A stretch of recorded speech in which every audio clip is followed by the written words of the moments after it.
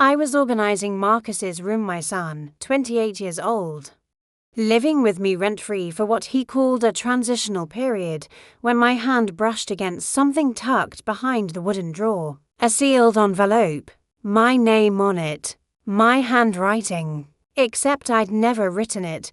That's when I saw the letter. Inside, in handwriting I recognized as my son's, was a document titled Contract of Debt dated 3 months earlier. Below it, a meticulously typed list. $63,420. Every penny I'd given him since his divorce. Broken down by month, by week, by specific loans he now claimed I'd coerced him into providing.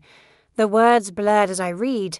Mother made me feel obligated to support her lifestyle choices. She used emotional manipulation to extract funds. This is documentation of financial abuse.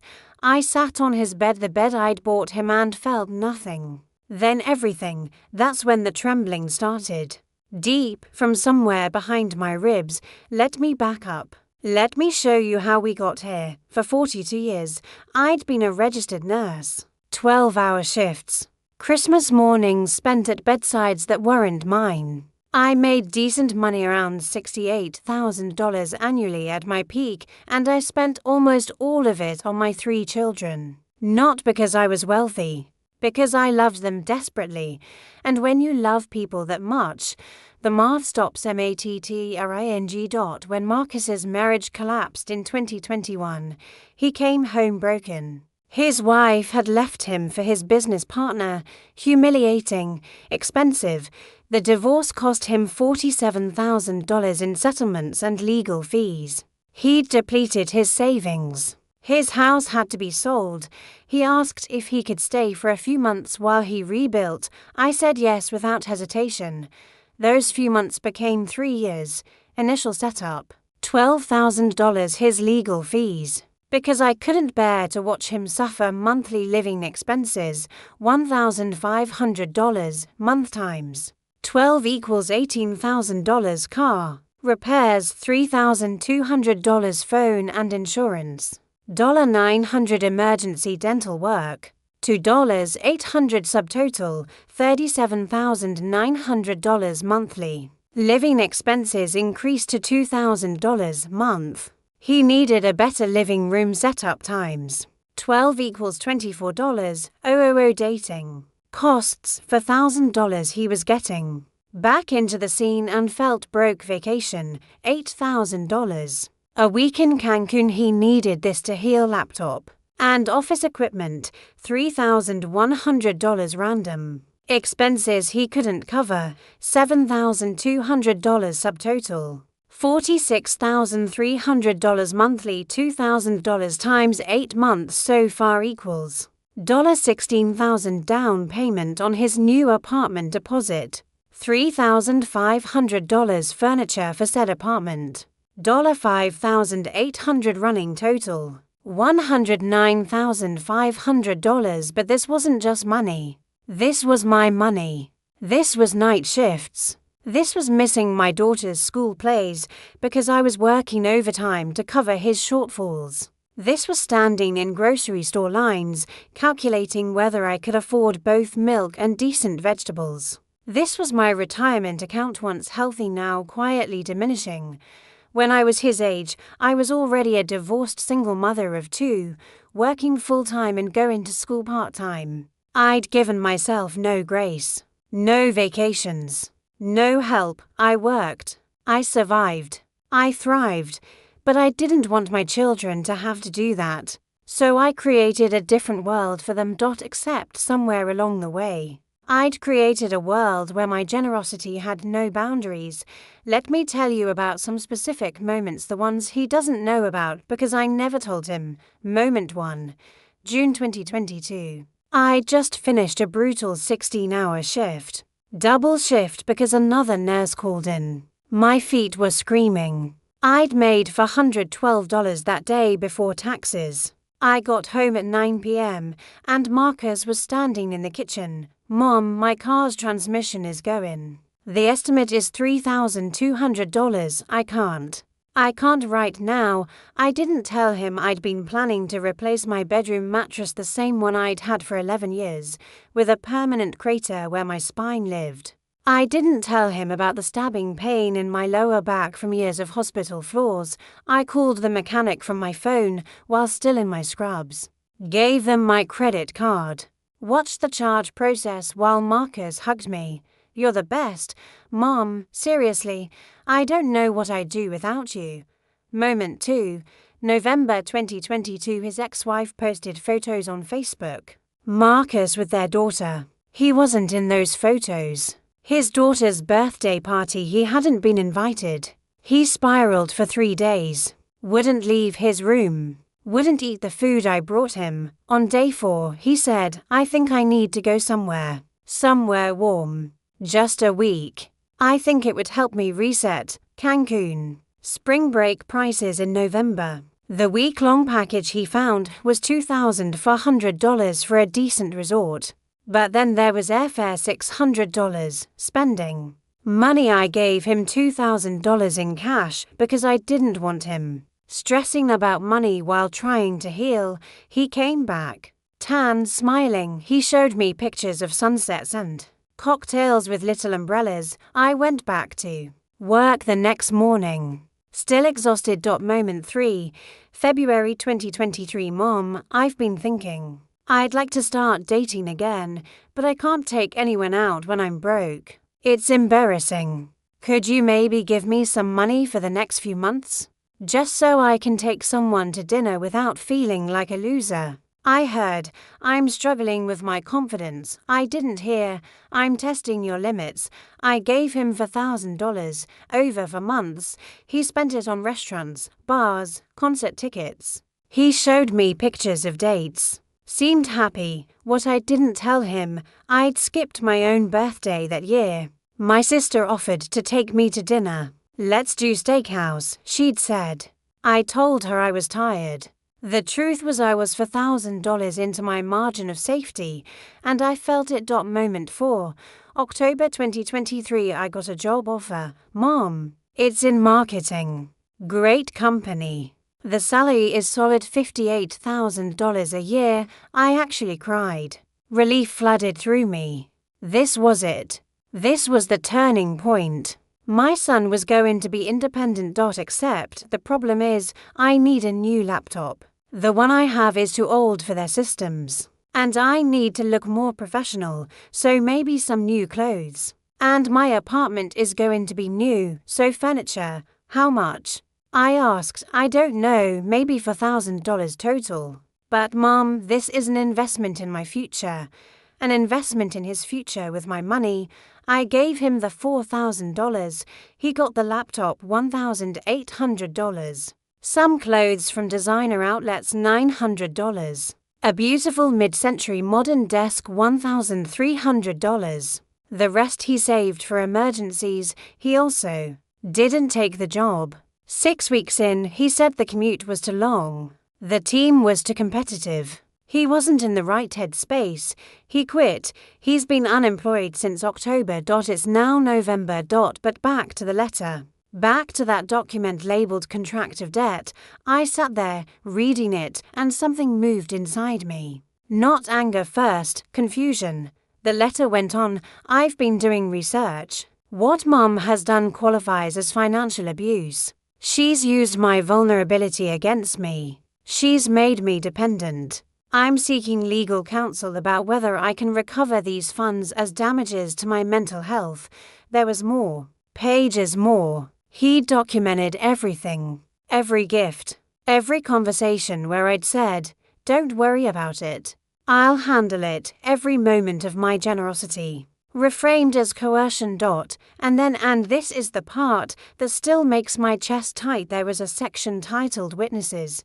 3 names. My daughter. My youngest son. My sister. He'd been building a case. Not just against me, but recruiting my own children and sister to testify about my controlling behavior. I called my sister. Hands shaking so badly I could barely hold the phone. Did Marcus talk to you about? About me? About how I've treated him? There was a pause. A guilty pause. He mentioned some things, yes, but I didn't believe him. I told him you've always been generous to a fault, but you didn't tell me, he asked. No, I didn't think it was my place. I hung up, not angry at her, but understanding, in that moment, that someone I loved had gone behind my back, had painted a narrative, had built an architecture of deception. I stood up from his bed. I looked around his room. The queen bed he'd said his back needed, the large screen TV for de-stressing, the gaming console I'd bought him to Christmases ago, the bookshelf filled with books he'd ordered. I'd lost count of the Amazon deliveries. I thought about my mattress, my old crater-worn mattress. I thought about the job he'd quit.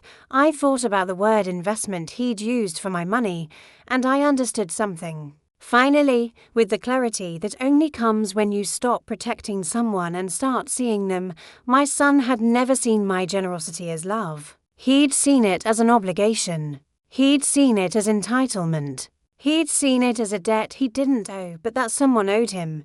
Somewhere along the way, I'd stopped being his mother and became his ATM with feelings, and he'd decided to cash in. I walked downstairs. He was on the couch, watching a show, half-empty bowl of chips beside him. We need to talk, I said. My voice sounded different. Not angry, clear. What's up, Mom? I found your letter. I watched his face change. The casual expression flickered. Calculation happened behind his eyes. I don't know what you're talking about. Yes, you do. The contract. The documented abuse. The list of witnesses against me. He sat up. Mom, that was just. I was working through some stuff. It wasn't. Let me be very clear, I said. And my voice was steady now. I am done. Done with what? With this, all of it. You have 30 days to find somewhere else to live. He stared at me. This had never happened before. I had never followed through on anything. I had never said no and meant it. You can't just kick me out. I have nowhere to go. That's not my problem anymore, I said. You're 28 years old. You have a degree. You have job skills. You have a month to figure it out. This is abusive. Mom, this is exactly what your family has been doing to me. And that's when I realized he actually believed it. He actually believed that my generosity was abuse. That my sacrifice was manipulation. That my love had strings. Get out of my sight, I said quietly, and I walked to my bedroom, locked the door, lay down on my crater-worn mattress, and finally, after 3 years, allowed myself to cry. I didn't sleep. I lay there in the dark, listening to the sound of him moving around upstairs, pacing, probably on the phone. Probably telling people his version of the story, the one where his mother had just abandoned him in his time of need. My phone buzzed. A text from my younger son, Daniel. Marcus just called me. Said you threw him out. What the hell, Mom? He's going through stuff. I stared at the screen for a long time. Then I did something I'd never done before. I didn't respond immediately. I didn't apologize. I didn't explain. I didn't try to manage his perception. I put the phone down and sat with my own reality. Around a.m., the weight of it hit me. Not guilt exactly, panic. The question that every people pleaser knows, what if I'm the bad guy in this story? My sister called at 6 a.m. I almost didn't answer. Your son is devastated, she said before I could even say hello. He's telling me you kicked him out with no warning. That you're cutting him off financially. That you. Did you ask him why? I interrupted. Why doesn't matter. He needs help. No, I said quietly. He needs consequences. I hung up. Then I did something that would change everything. I called a therapist. Not for him. For me. 3 days later, I was sitting in an office downtown. Patricia Chen-esque, a woman about my age, with sharp eyes and the kind of posture that comes from being taken seriously. I'd brought a folder, everything, receipts, bank statements, text messages, the letter. I laid it all on her mahogany desk like evidence at a trial. She didn't speak as she read. When she finished, she looked at me over her glasses. "This is what I see," she said. "You have an adult son who is financially dependent on you. You have given him money without written agreement or terms. You are now evicting him from your home. And he is claiming you were abusive." My stomach dropped. Is that a problem?" "It could be," she said carefully. "In most states, if he's lived with you for 3 years, he has tenancy rights. You may not be able to evict him in 30 days. You'll need to go through proper eviction procedures 60 to 90 days, sometimes longer." I felt the walls of my power shift beneath me. "So he can stay?" "Potentially. Unless you can establish that his presence is a threat or that he's destroyed your property." She paused. "Has he?" I thought about the crater in my mattress, my empty savings account, the way my back hurt every morning. "Not physically," I said. Patricia leaned back in her chair. "Here's what I recommend. First, document everything. I mean everything. Every conversation. Every financial transaction moving forward. Start a detailed journal. Include dates, times, what was said, what was requested, what was refused." She handed me a legal pad. "Second, freeze your finances. Change your passwords. Set up a separate account he doesn't know about. Protect yourself." That sounds paranoid. "It's not paranoia," she said. "It's self-protection. He's already filed documentation claiming you abused him financially. If this escalates, and it might, you want to be able to prove the opposite, that you were being exploited."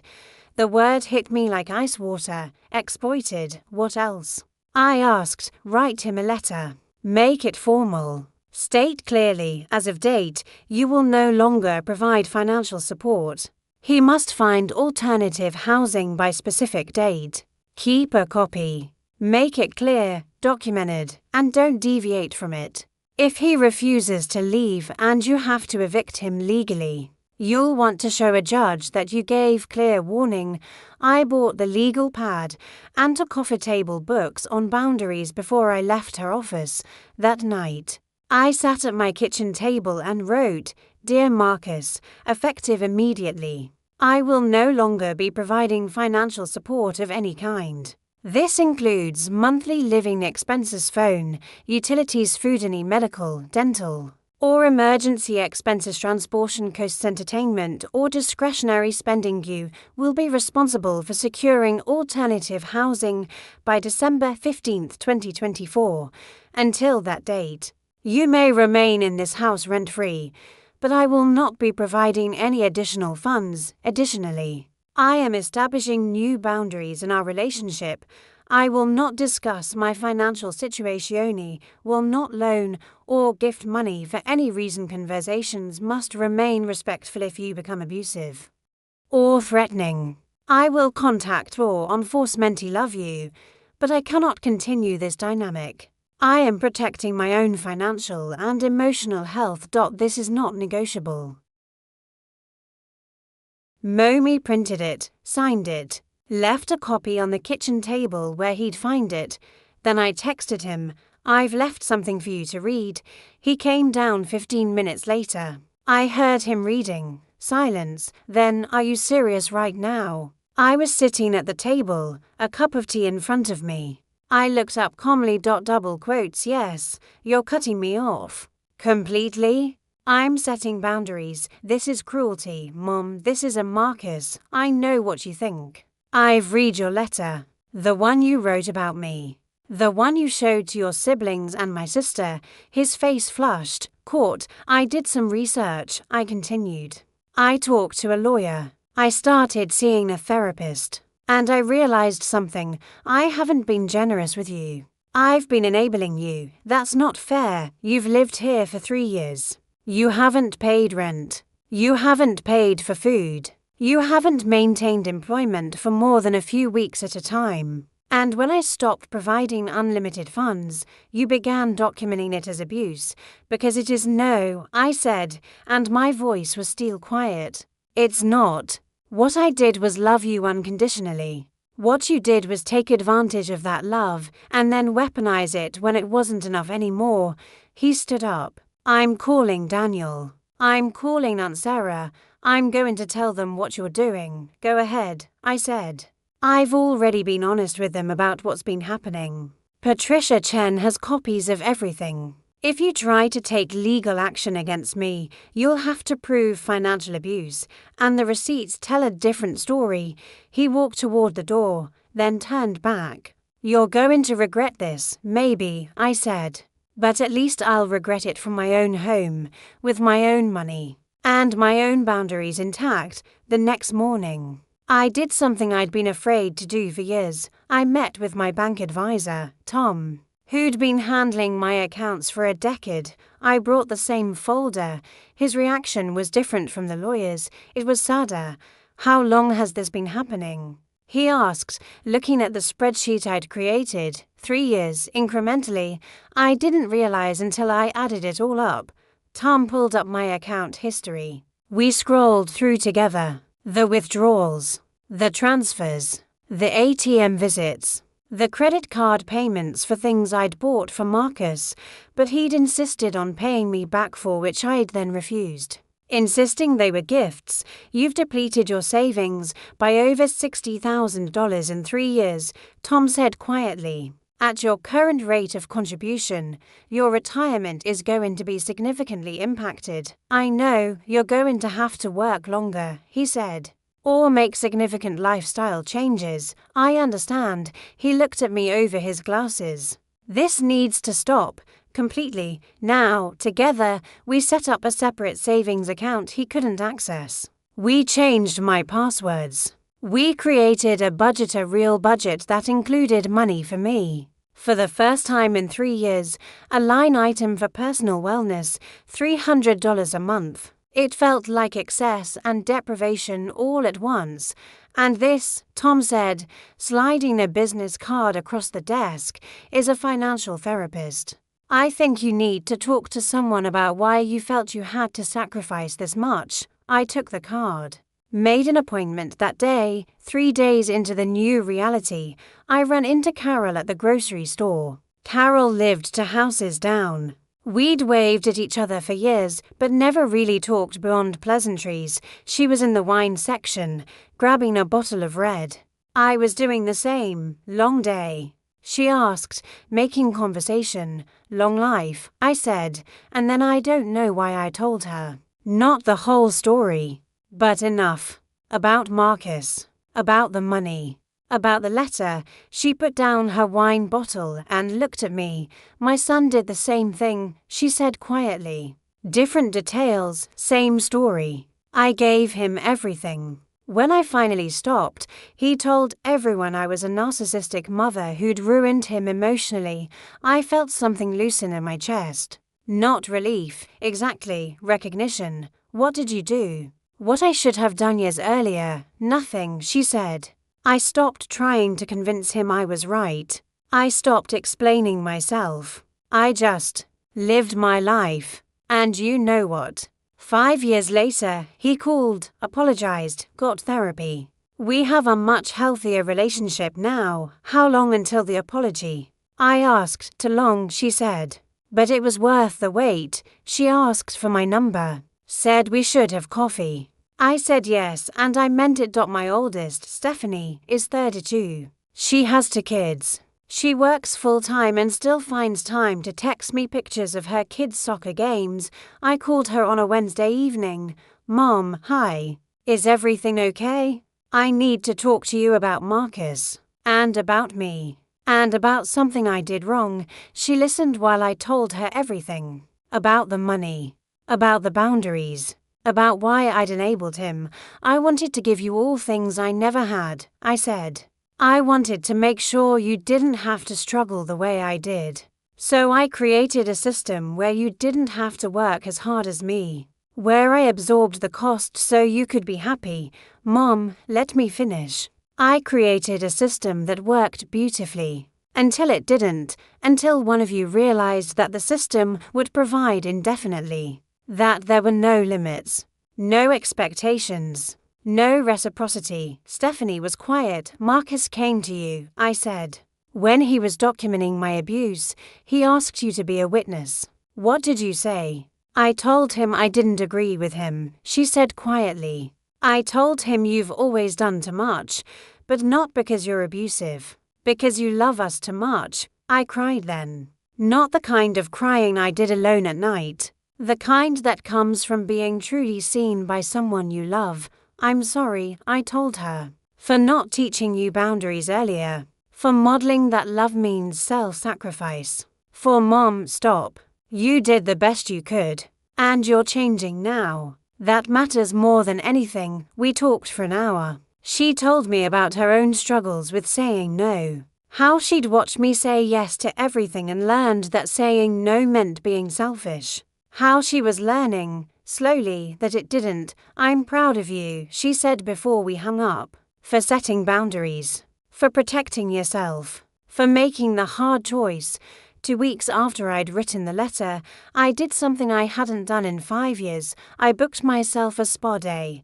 Not a quick monopedi. A full day, massage, facial, pedicure, lunch at a nice restaurant alone, with a book, without feeling guilty. It cost $350, money I would have given to Marcus without hesitation. Money I would have justified as less important than his happiness, but I spent it on me. The massage therapist, Diana, asked how I was doing as she worked on my lower back. Tense, I said. Really tense, how long? She asked. Yes, you're holding a lot of grief, she said, working into a knot that made me wince. Here and here, you're carrying something. I stopped enabling my son, I said. A few weeks ago. I'm still getting used to not feeling guilty about it. Diana didn't say anything for a moment. Then, the guilt isn't your job. I sat with that all day. At lunch, during the pedicure, on the drive home. The guilt isn't your job. I had made guilt my job for so long that I'd forgotten what it was to live without it. By week 3. Marcus had tried everything. Attempt 1. Emotional manipulation. He left a handwritten note on my pillow. I'm sorry for everything. I know you think I'm a bad person, but I'm scared. I don't know what to do. Please, can we talk? I'll move out if you want. I just need help with the first month's deposit. I didn't respond. Patricia had told me, don't negotiate. Don't soften. Stay the line. Attempt 2. Third-party pressure. My sister showed up at my house. He's suicidal, she said. He told me he's been thinking about it. You have to help him. You're his mother. I felt the familiar pull. The guilt. The responsibility. The terror that his pain was now my fault. I called my therapist immediately. He's threatening suicide to get you to capitulate, Dr. Reeves explained. It's a manipulation tactic. Whether or not he's having ideation, it's not your responsibility to fix it by giving him money. But what if something happens? What if you keep enabling and he never learns to take care of himself? She countered. What's the worst-case outcome if you stay the line? I didn't answer. And what's the worst-case outcome if you give in? I knew that one. He'd stay. He'd continue. He'd escalate further when that became normal again. I told my sister, I love Marcus, but I cannot set myself on fire to keep him warm. If he's having suicidal thoughts, he needs professional help. I will provide him with the numbers for crisis counseling. I will not provide him with money. Attempt 3. Legal threat. A letter arrived. From a lawyer. Not Patricia's level of lawyer. A cheaper one. It said Marcus was suing me for psychological damages resulting from maternal abandonment and financial manipulation. My heart stopped for about 30 seconds. Then I called Patricia. Don't panic, she said. This is theater. He's trying to scare you. He probably found this lawyer on Google and paid a few $100s to send a nastagram. It has no legal basis. You gave him money. There's no contract. There's no evidence of coercion. This is a desperate move, so it's not real. It's as real as his commitment to finding a job, Patricia said dryly. Which is to say, not very. Still, I was shaken. I slept poorly that night. I got up at 3 a.m. and reread every text message, every email, every conversation log, looking for evidence that I'd been wrong, that I was the villain, but the evidence didn't support it.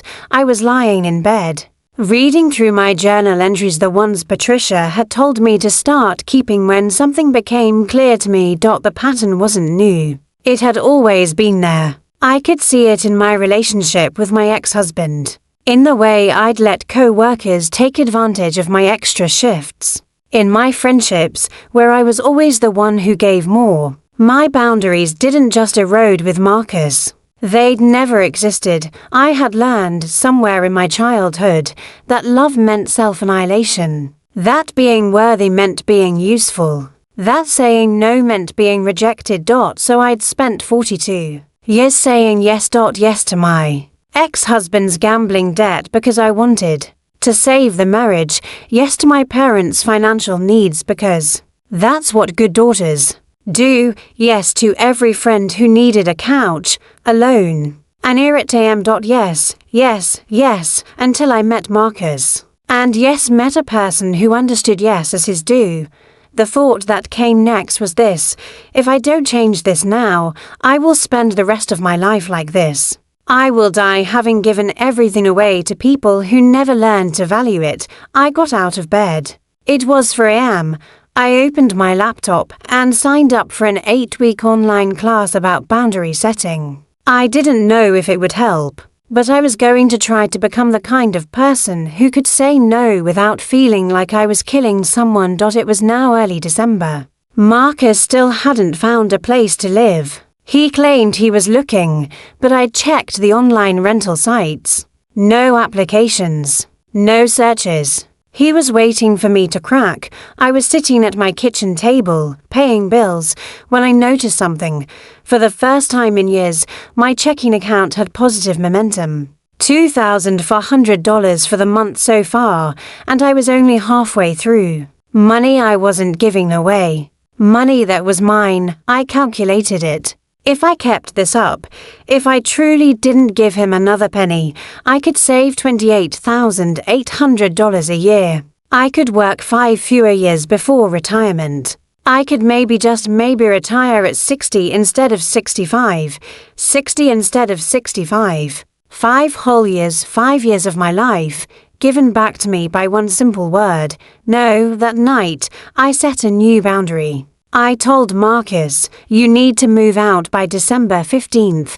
That's in 1 week. I'm serious, where am I supposed to go? He demanded, that's not my problem, I said. And I meant it. For the first time, I realized loving him and helping him were not the same thing. In fact, helping him had been hurting him, and I had to stop. December 15th came and went. Marcus was still there. He'd moved his belongings into different rooms, a clear refusal to acknowledge the boundary. He wouldn't make eye contact at breakfast, wouldn't speak to me except in grunts and dismissive waves. The silence was a weapon. I understood that now. He was making the house unbearable through absence, making me the villain by being physically present but emotionally hostile. I called Patricia on December 16th. He didn't leave, I said. Did you think he would? She asked. I hoped. Hope is not a legal strategy, Patricia said calmly. Here's what happens next. You file for eviction. I'll draw up the paperwork. We'll serve him officially. This removes any ambiguity. This is legal. This is real. How long will it take? 60 to 90 days. Possibly longer if he contests it. But once we file, there's no negotiation. The court decides. I paid her the retainer that day, $2,500, money I once would have asked for a loan for. Money I now had, because I'd stopped bleeding it away. On December 20th, a process server came to my house. Marcus was in the living room. I watched through the kitchen window as the server handed him the papers. His face went white, then red. Then he looked up and locked eyes with me through the window. I didn't look away. He stormed into the kitchen. You're actually doing this. You're actually trying to throw your own son out on the street. I'm asking you to leave through legal channels because you won't leave through conversation, I said, voice steady. There's a difference. This is abusive. He screamed. This is how abusers behave. They get a lawyer and they use the system against you. An abuser uses money and emotional manipulation to control someone vulnerable, I said. You've been doing that to me for 3 years. I'm using the legal system to stop it. That's not abuse. That's self-defense. You're going to regret this, he said. I'm going to make sure everyone knows what you've done. Everyone already knows, I said quietly. I've been honest about this with everyone who matters. He left the kitchen and went back to his room. For the first time in days, I heard him on the phone, his voice low and intense. Probably calling my other children. Probably telling them his version of the story. The one where his mother had betrayed him. Where she'd turned the law against him, let him. I was done managing his narrative. Within 48 hours, I had messages from Daniel, Mom, this is extreme. He made a mistake. Can't you just ask him to leave instead of legally evicting him? From my sister, people are asking questions. This is going to hurt your reputation. From one of Marcus's friends. Somehow getting my number, Marcus is devastated. Your own son. How could you? Even a text from my ex-husband, we'd been divorced for 18 years. I heard what you're doing. Didn't expect that from you. Each message was a test. Each one was designed to make me question myself. I didn't respond to any of them. Instead, I called Dr. Reeves, my therapist. They're all trying to make me the villain. I told her, are you responding? She asked, no, good, don't. You're in the middle of a legal process. Anything you say can be used against you. Anything you don't say protects you. Silence is your friend right now, but I want to explain to whom. She interrupted. The people who matter already understand. The people who don't matter will never understand no matter what you say. You're only exhausting yourself trying to convince the unconvincable 3 weeks into the eviction process. I was having lunch with Carol when she told me something that changed my perspective. My son did the same thing, she said, stirring her salad. When I evicted him, he told his friends I was a monster. He told them I'd abused him financially. He told them I'd turned my back on him. Did you doubt yourself? I asked, every single day for 6 months, she admitted. But then something shifted. His friends started asking questions. They wanted to know the specifics. And when they got the specifics, the 3 years of free housing, the money, the refusals to work, they stopped sympathizing. They realized he wasn't a victim. He was someone taking advantage. Did he accept that? Eventually. But not until he had to face real consequences. Not until he couldn't hide behind my guilt anymore. She reached across the table and squeezed my hand. You're doing the right thing. I know it doesn't feel like it. But you are. The week before the eviction court date, Marcus left a note on my bed. Mom, I'm seeing a lawyer about suing you for emotional damages. He says I have a case. I also told my counselor about this, and she's documented it as abuse. If you go through with this eviction, I'm going to have no choice but to press charges. Criminal charges. For abandonment of an adult dependent. It exists, and I will use it. This is your last chance to stop this and talk like a family. You have 48 hours. I read it 3 times. My hand shook. I called Patricia criminal charges for abandonment of an adult dependent. I said, is that real? Sort of, Patricia said. It's very state-specific, very rarely prosecuted, and it would never apply in this situation. You have no legal obligation to house an adult child. You've given him notice through a formal eviction. You're following the law precisely. There's no criminal liability, but the emotional damages lawsuit, he's been threatening that for weeks. If he files, we counter. And when we go to court, the evidence speaks for itself. He lived with you rent-free for 3 years. He received over $109,000 in gifts and support. He refused employment. He documented your generosity as abuse. A judge will see this clearly. What if I'm wrong? I asked, what if he's right? What if I am being abusive? Patricia's voice changed, gentler. Listen to me. I've been a lawyer for 28 years. I've seen real abuse, real coercion, real financial exploitation. What I see here is a mother who loved too much and a son who took advantage of that love. The eviction is justified. The boundary is healthy. And the guilt you're feeling? That's not evidence of wrongdoing. That's evidence of how well he trained you to question yourself. January 8th, 9 a.m. Superior Court, room 304.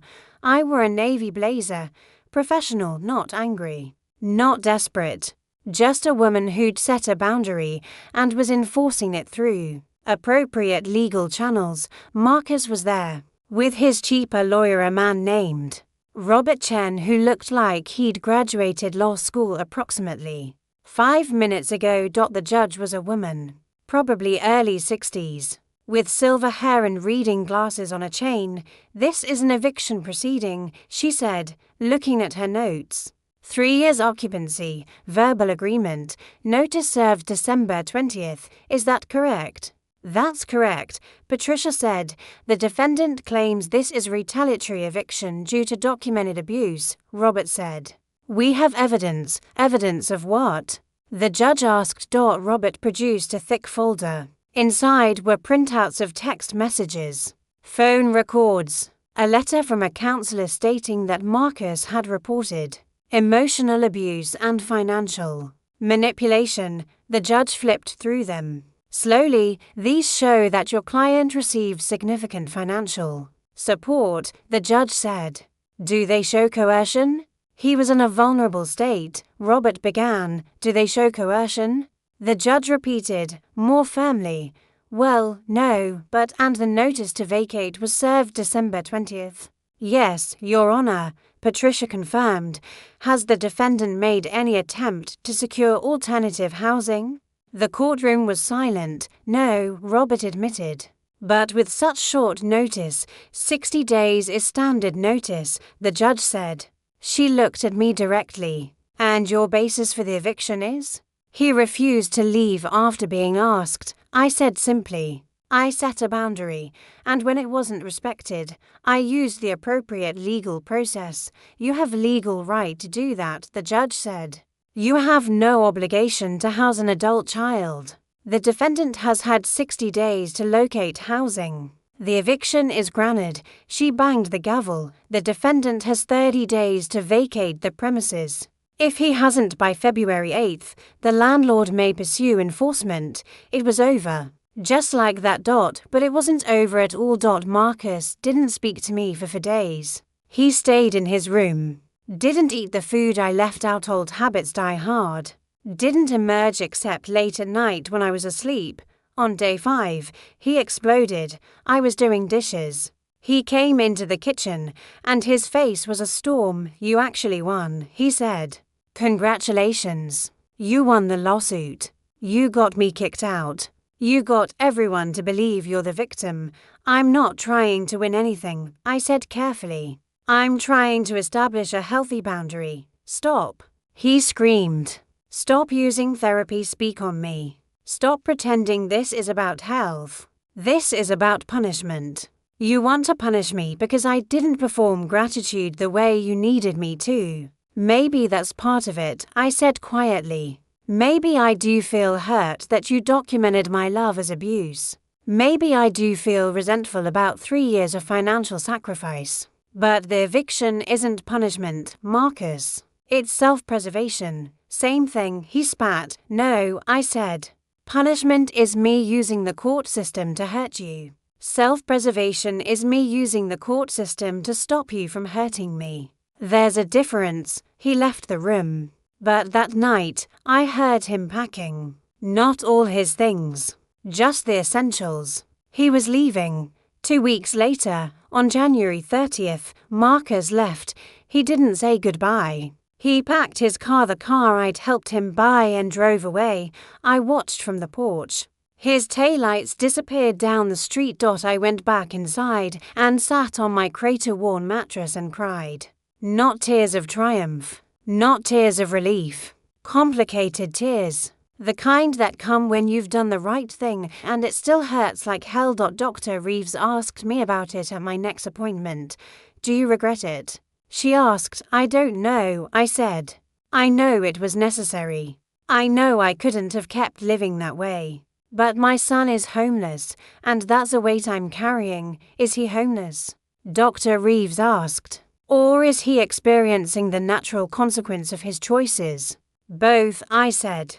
He's homeless and experiencing consequences. Can you hold both of those truths? I thought about it. I'm learning too, but the battle wasn't over. 3 weeks after Marcus left, I received a letter from Child Protective Services. Someone had filed a report, anonymous, claiming that I had abandoned a vulnerable adult, dependent, and that I had withheld necessary resources as a form of punishment and controlled. My blood went cold. Patricia, when I called her, was less concerned. This is him, she said. Escalating because legal eviction didn't work. CPS isn't going to investigate an adult eviction. You're a property owner evicting a tenant. That's legal. That's not abuse. But what if they don't see it that way? They will, because it's straightforward, Patricia said. But let's be prepared. Can you document every interaction? Every letter? Every boundary you set? I have everything, I said. Journals. Legal documents. The letter he wrote. Good, if they investigate, we have everything we need. The investigation lasted 6 weeks. An investigator came to my house, asked me questions, went through my documentation, asked about Marcus, about our relationship, about my motivations. I answered everything truthfully, didn't get defensive, didn't try to convince her of my innocence. I just told the facts. At the end, she said, this report has no basis. There's no indication of abuse or neglect. You appropriately evicted an adult tenant through legal channels. The investigation is closed. I cried in my car afterward. Relief and rage and exhaustion all at once. But something happened during those weeks of investigation. My other children had to choose. They had to decide whether to believe Marcus's narrative that I was abusive or to see the evidence I provided. The documentation. The receipts. The letter he wrote about the contract of debt, one by one. They came to me. Daniel first. I'm sorry, Mom, I should have believed you. I should have asked questions instead of just accepting his version. Then Stephanie sent me an article about financial abuse and wrote, this isn't what happened to you. What happened was the opposite. And I'm sorry for ever doubting you, my sister called. I was wrong. I let him manipulate me because I felt sorry for him. But you were right to set the boundary. I can see that now, and maybe the most surprising, my ex-husband texted me. I heard how it all went down. I was wrong about you. That was difficult but necessary parenting. Even for an adult son, my children had chosen to see clearly. By the time the battle was officially over, the eviction finalized. The CPS investigation closed. The threatened lawsuits never materialized. I had something I didn't expect. Testimony. Carol came to have coffee with me. She brought with her 2 other women. Both had adult sons. Both had set similar boundaries. Both had experienced similar backlash. We wanted you to know you're not alone, Carol said. We've all been here. We've all been told we're monsters for refusing to enable our adult children. One of the women, Linda, said, my son is 35 and he's thriving because I stopped helping him. He got a job. He got an apartment. He got his life together. And now we have a real relationship. Not a financial transaction dressed up as love. The other woman, Margaret, added, my daughter didn't speak to me for 2 years. Now she's in therapy, and she's told me she's grateful for the boundary, even though she wasn't at the time. Kids can't see the gift of boundaries until they're older. I listen to their stories. I heard my own story echoed back to me through their experiences, and I understood I wasn't the villain in this narrative. I was the person who chose to break a generational pattern. By February, Marcus was living with a friend from high school, sleeping on a couch, working part-time at a coffee shop. I found this out through the grapevine, not from him. We hadn't spoken since he left. One morning, I was getting ready for work, and I looked in the mirror. I looked tired, but also clear. My eyes were different. There was something harder in them, but also something freer. I thought about the woman I'd been. The one who would have paid for him to have a better apartment. Who would have felt guilty about the couch. Who would have found a way to give him more money. That woman was gone. In her place was someone else. Someone who understood that love and harm could coexist. That saying no was an act of love. That protecting herself wasn't betrayal.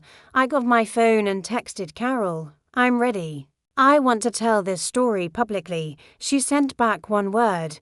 Good. 3 months after Marcus left, he called. I almost didn't answer, but something told me I should.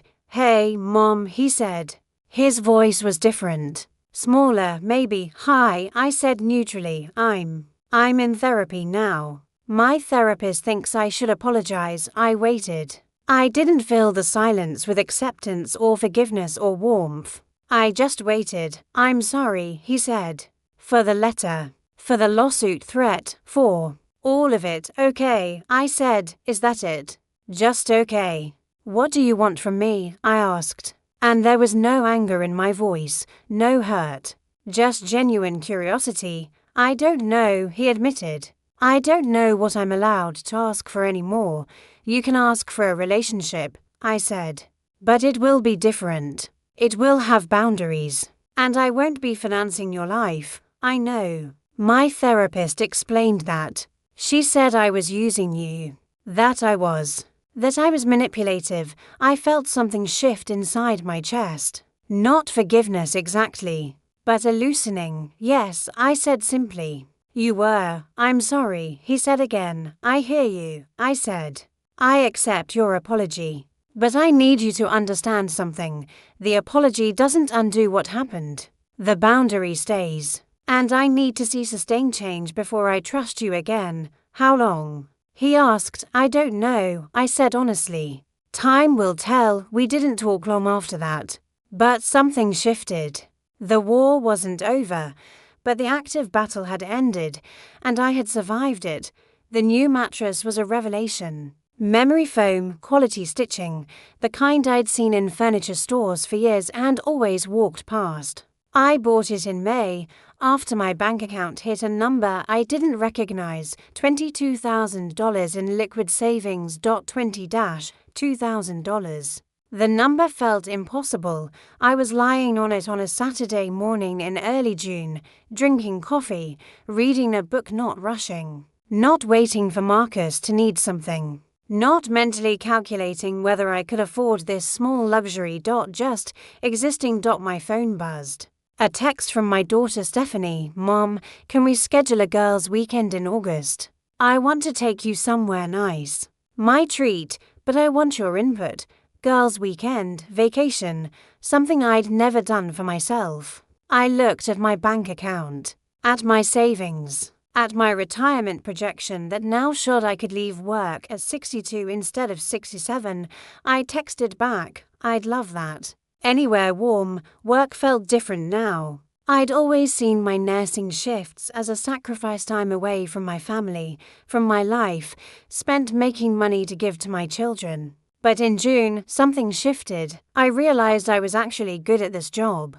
I loved patient care. I loved the problem solving. I loved the moments when someone you've helped calls to say they're recovering. I'd spent so many years resenting nursing that I'd forgotten why I chose it in the first place.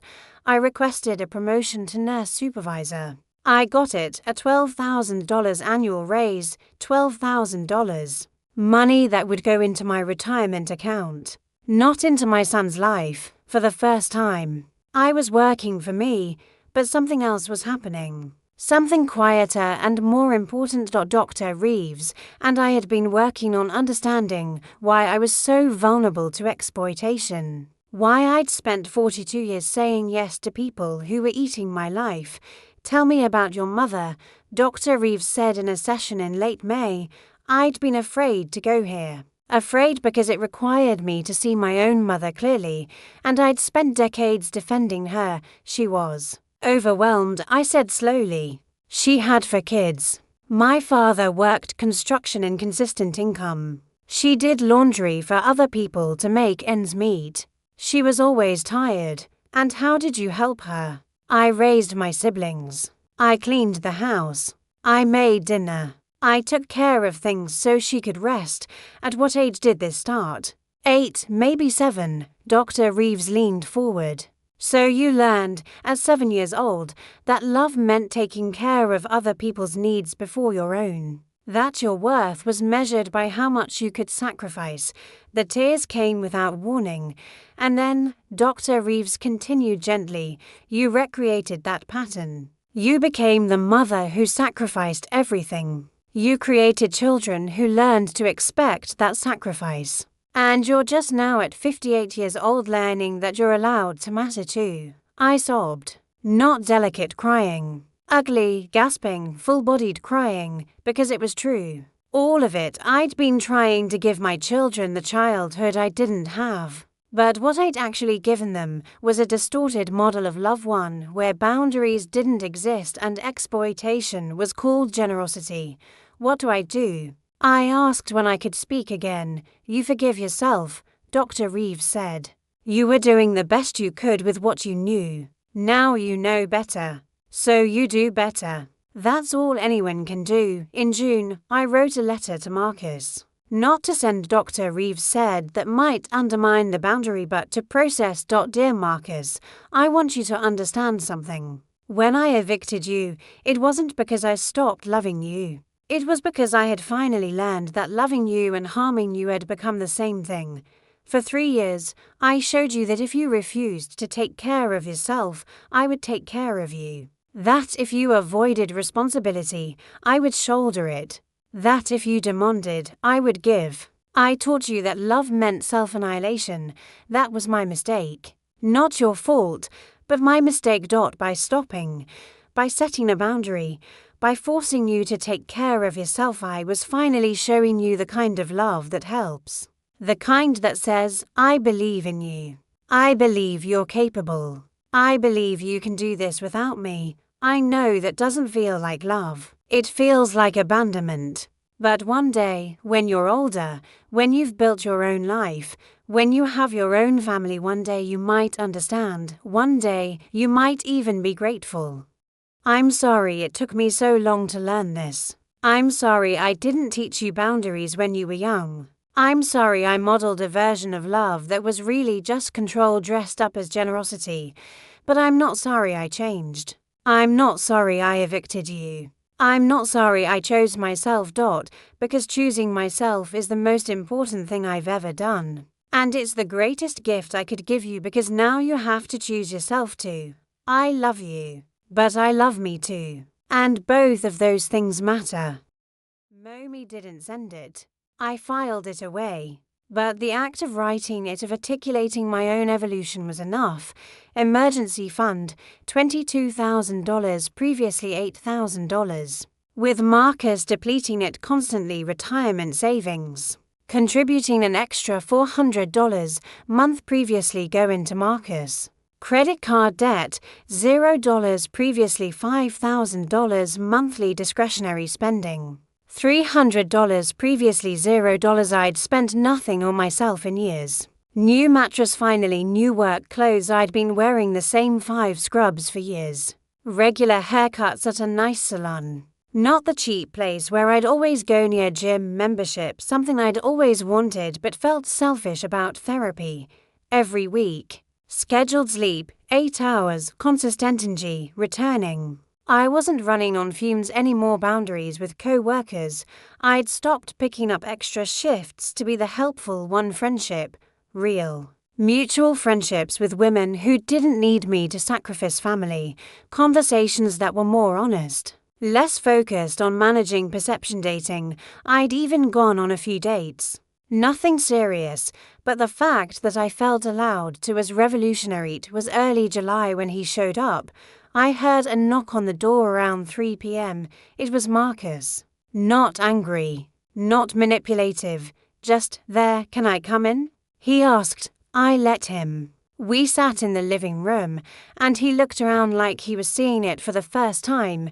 It looks different, he said. I redecorated, I said simply. The living room was now mine, colors I chose, furniture I liked, no space held hostage for his comfort.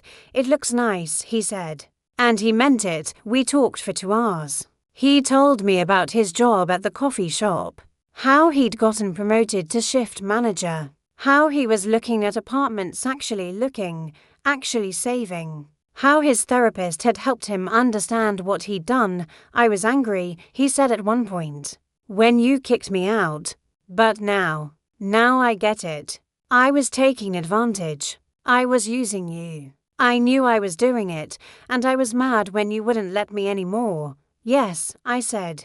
Not angry. Just acknowledgement. I'm sorry, he said. Really sorry. Not because my therapist told me to say it, but because I mean it. I believe you, I said. And I accept your apology. Does that mean we can go back to how we were? He asked hopefully. No, I said gently. But it means we can move forward differently. With boundaries. With mutual respect. With you as an independent adult, and me as your mother, not your financial support system. He nodded. He didn't like it, but he understood it. Before he left, he hugged me. Not a manipulative hug. Not a hug meant to extract something. Just a hug. After he drove away, I sat on my new couch and felt something I hadn't expected. Peace. I didn't seek out what happened to Marcus. But Carol told me her son kept in touch with some mutual friends. Marcus was struggling. Not dramatically, just slowly building a real life.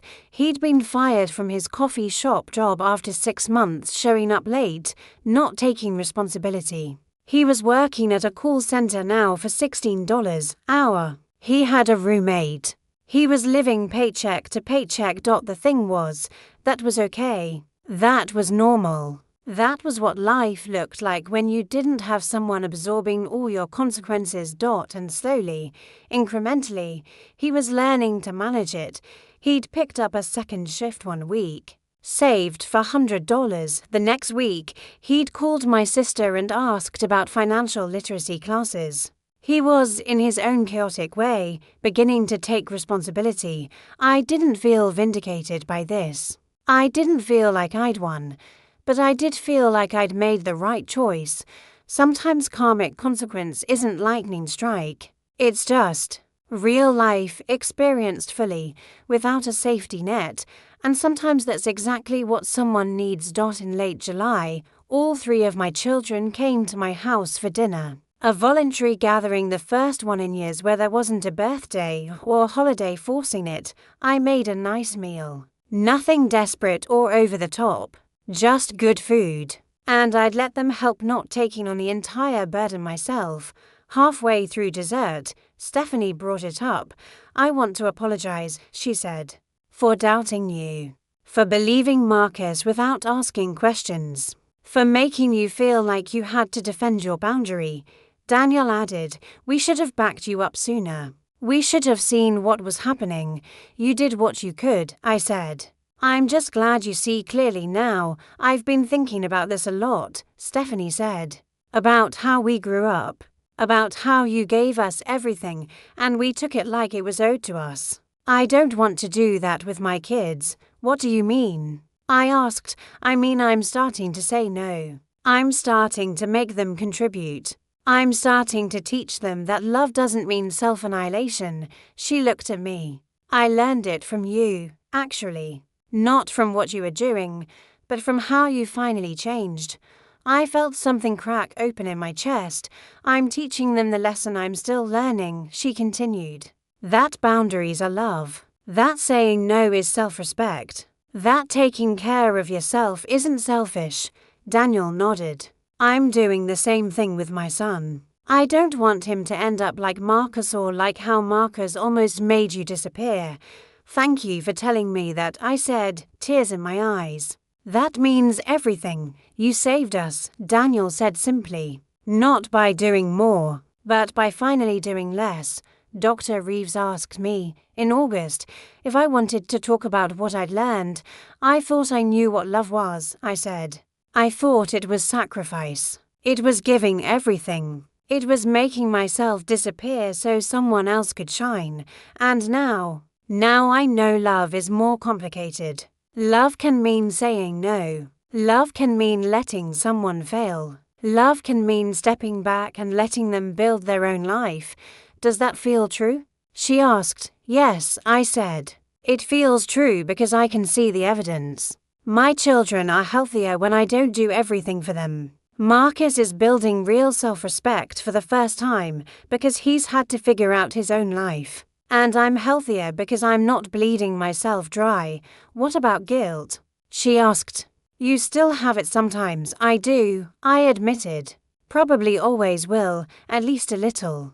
But I'm learning to sit with it without letting it drive my decisions. The guilt is proof that I was raised to believe love means suffering. But that was a lie. That was a generational wound I'm finally healing. What would you tell someone else in your situation? Dr. Reeves asked. I thought about it. I would tell them this: your child's pain is not your responsibility to fix. Your role as a parent doesn't disappear when they turn 18, but it changes. It becomes about teaching them to live in the world, not insulating them from it. And sometimes the most loving thing you can do is let them experience the consequences of their choices. I paused. I would also tell them, your life matters. Your needs matter. Your future matters. You are not responsible for solving your child's problems, even when they're suffering. In fact, sometimes you make their suffering worse by removing anything else. She asked. Yes, I said. I would tell them, you are not a bad person if you say no. You are not cruel if you set a boundary. You are not selfish if you protect yourself. You are finally being sane. In September, Carol asked if I'd be willing to tell this story publicly. She knew someone who hosted a podcast about family dynamics and financial boundaries. I was terrified. What if Marcus hears it? I asked. He probably will, Carol said gently. And maybe that's okay. Maybe it's okay for him to know that his manipulation didn't work. That his mother chose herself. That she's telling the truth about what happened.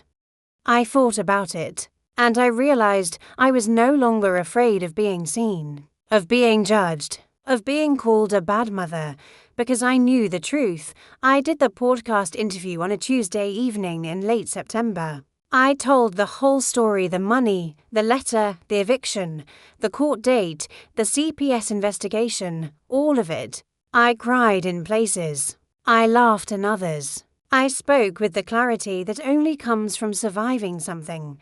The episode dropped on a Thursday.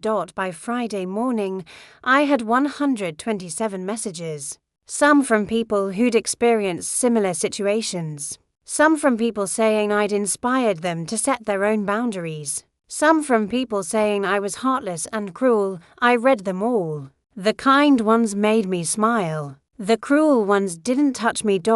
Because I knew who I was now. I knew what I'd done and why I'd done it. And no one's judgment could change that. 3 weeks after the podcast episode aired, Marcus called. I heard it. He said without preamble. My heart jumped. But I kept my voice steady. Okay, you told everyone about the letter, about the lawsuit threat, about everything. I did, I said. I told the truth. There was a long pause. People are commenting on the episode, he said finally. Most of them are on your side. They're saying I was a terrible son. They're saying I took advantage of you. I know, I said. I've read the comments. How does that make you feel? He asked. It makes me feel sad, I said honestly. Not because they're criticizing you, but because I know you're probably hurting. But I also know this is necessary. I know this is part of your learning. I know you need to see yourself through other people's eyes to understand what you did. He was quiet again. I had to go through that, I continued. When people saw my side of the story, I realized how much harm I'd been causing myself. You're going through it now, realizing how much harm you were causing me. Both of those realizations were necessary. I'm ashamed, he said quietly.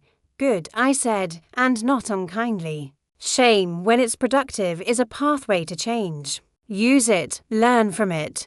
Become someone different. Can you forgive me? He asked. I already have, I said. But forgiveness doesn't mean we go back to the way things were. It means I release my anger so I can move forward. And it means you move forward into a life where you're taking responsibility for yourself. I am, he said. I'm working 2 jobs now. I'm saving money. I'm in therapy twice a week. I'm trying, I see that, I said. And I'm proud of you for trying.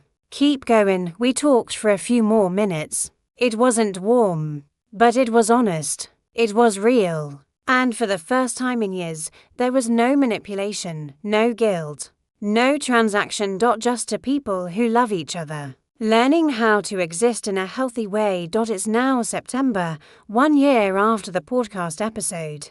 3 years after I found the letter in Marcus's drawer. The changes in my life are no longer new. They're just my life.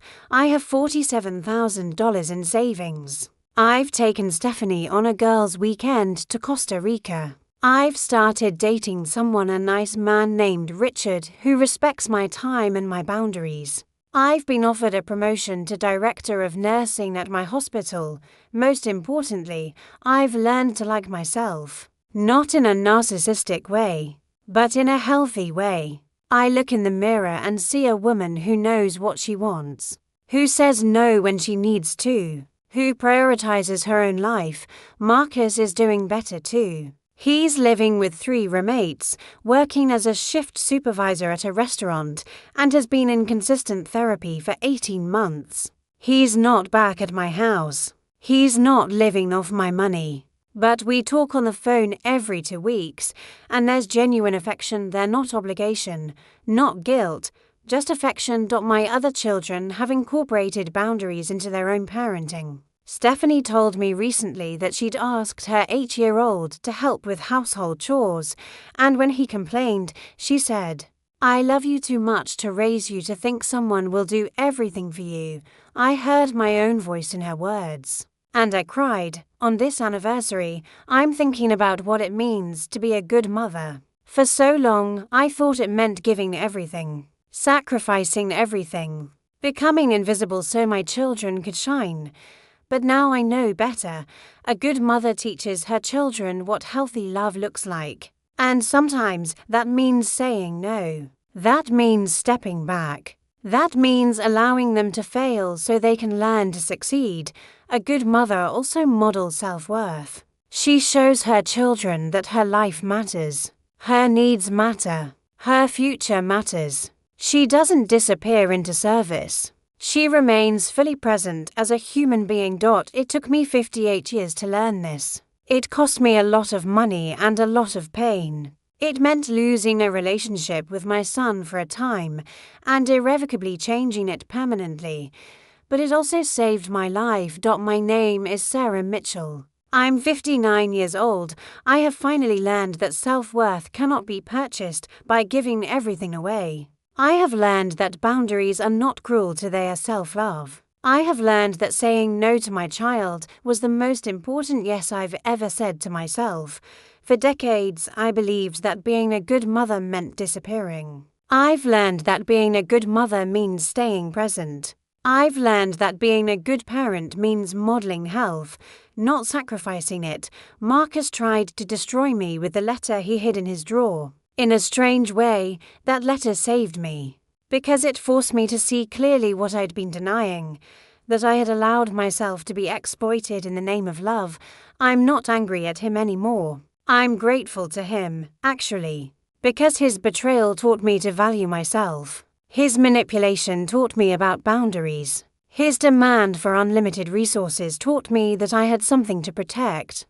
I am here to tell anyone listening, if you recognize yourself in this story, if you're someone who has sacrificed everything, given everyone everything, and found yourself depleted and resentful, I want you to know something. You are allowed to stop. You are allowed to say no. You are allowed to take your life back. It won't be easy. People will call you selfish. People will make you feel guilty. But on the other side of that guilt is freedom. I chose freedom. And I would make that choice again every single time. My name is Sarah, and I have finally learned that I matter. It's now September again. 5 years after finding the letter, Marcus got married last month. He invited me, I went. His wife is kind and thoughtful, and I can see she loves him. More importantly, I can see he's learned to receive love without exploiting it. He's learned to build something with her based on reciprocity, not extraction. He gave a speech at his wedding. He talked about his mother. He said, "My mom taught me the hardest lesson I've ever learned, that real love sometimes looks like saying no. That the greatest gift she ever gave me wasn't money. It was the boundary that forced me to become myself." I cried. Not because he'd finally validated me, but because I could see he'd truly understood.